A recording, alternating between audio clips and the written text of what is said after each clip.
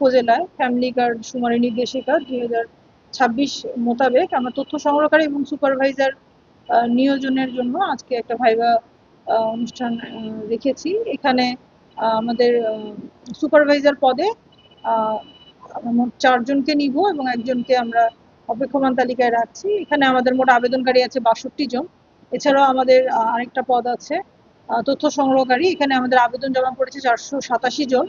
আমরা মোট 54 জনকে প্রাথমিকভাবে নিব এবং 6 জন আমাদের অপেক্ষমান তালিকায় থাকবে, মানে রিজার্ভ থাকবে। এটা ছাড়াও আমরা একটা অপেক্ষমান তালিকা আমরা এখান থেকে করব এটা, এবং আমরা এইখান থেকে পরবর্তীতে একটা আমরা আসলে একটা সমস্ত কিছু আমরা যাচাই বাছাই করে সনদ এবং আদার্স তাদের যে ব্যক্তিগত তথ্যাদি আছে তার সঠিকভাবে যাচাই বাছাই করে আমরা ফাইনালি রেজাল্টটা খুব দ্রুতই পাবলিশ করার চেষ্টা করব।